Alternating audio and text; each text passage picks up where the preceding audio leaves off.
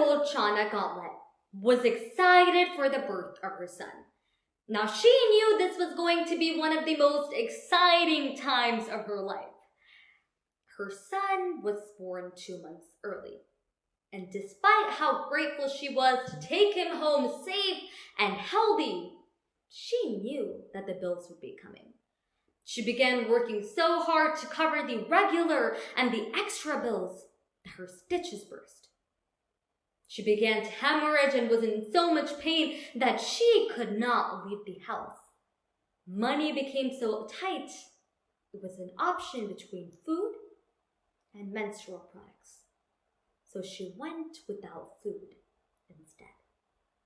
In the United States of America, which is hailed as one of the most advanced and developed countries in our world, over 3.5 million women lack access to pads and tampons.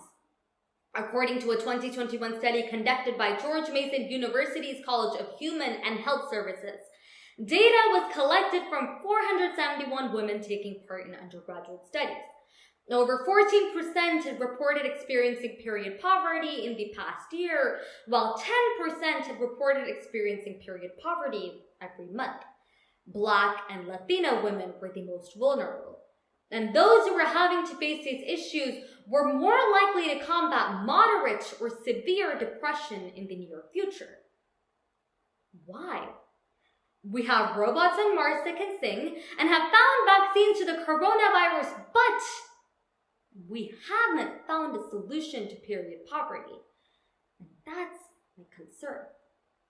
We as a society refrain from addressing this issue simply because of the stigma that surrounds it.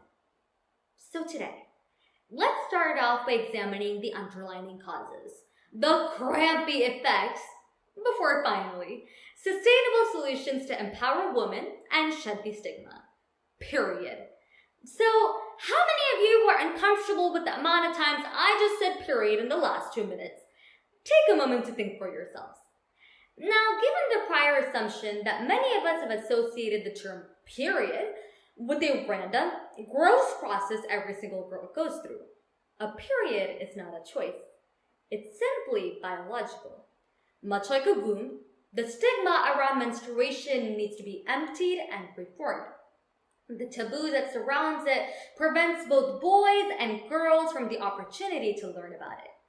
According to a study, Period Teasing, Stigma, and Knowledge, published October 28th of 2020, period teasing is prevalent. Students engage in period teasing because they perceive periods as embarrassing. Social norms such as home restrictions on menstruating women are associated with more teasing.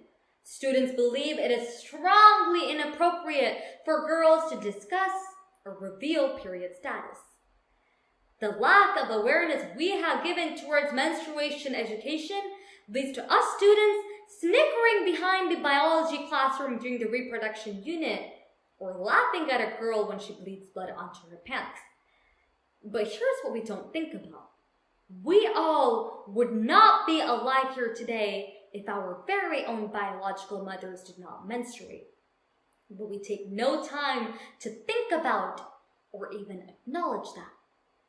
Instead, 64% of teens feel that society teaches them to be ashamed of their periods, while 80% of women feel that they are gross when on their periods.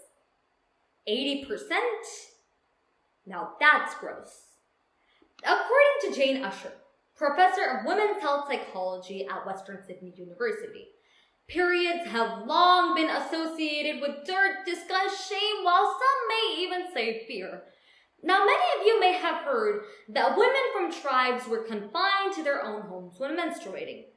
But here's what you haven't heard. Why?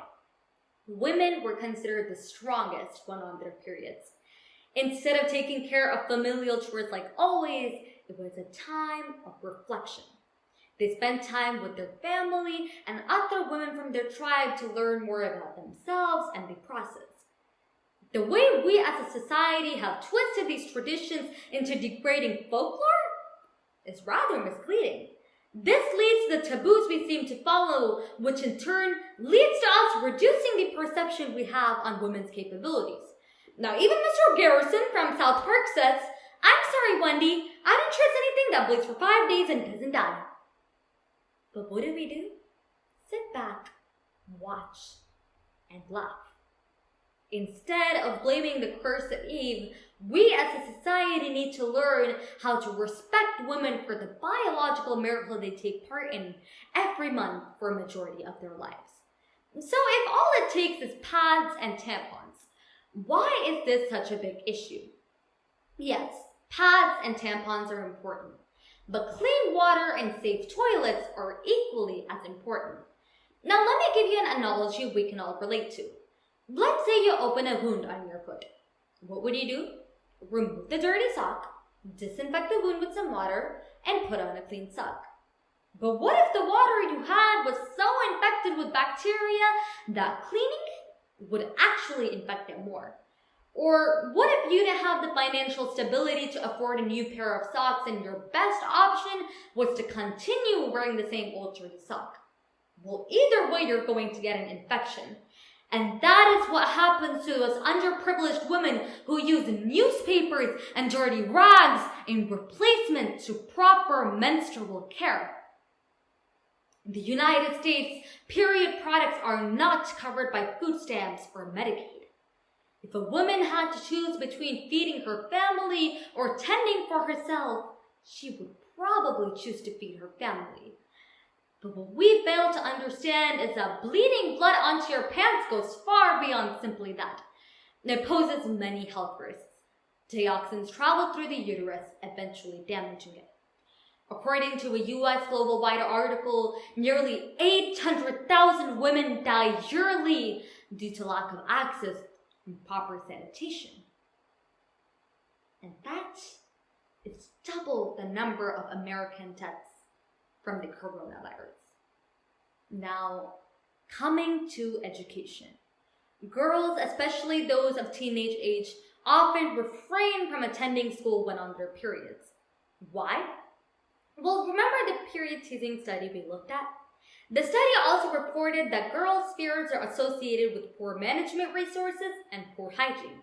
And girls cope by reducing school attendance and participation in the classroom.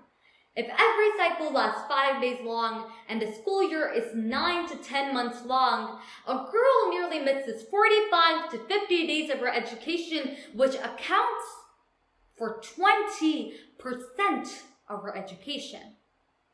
An anonymous student from Portland tells us that period poverty and stigma causes her more stress than her academic performance or simply anything else. Now, according to the United Nations, nearly 800 million people are menstruating on a daily basis. So that's a little daunting going into solutions, but hear me out. Number 1, advocate, like I am to you right now. Last summer, we saw a huge uplift in social media where people were advocating for many social injustices. And what did we see? A positive change. So after this round, go add a post about period poverty to your Instagram stories to spread some awareness. Number 2, join the fight against the tampon tax. Organizations such as Period Equity call upon all U.S. states to eliminate the tampon tax before the next tax day. So make a change and join those organizations.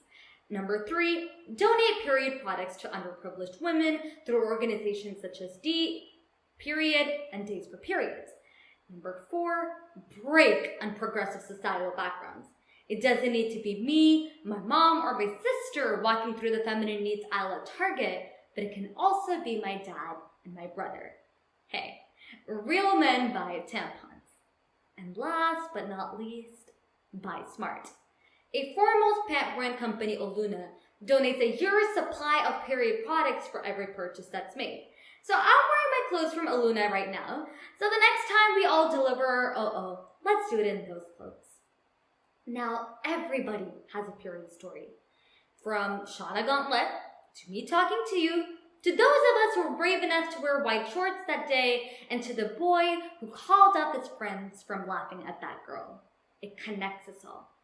So today, Much like a uterus, we broke down the problem, shed some light on some causes and effects, and finally looked at some solutions. It connects us all. It's sacred, it's innate, it's biological, it's not a curse, it's not a problem, it's not an issue. It's a period.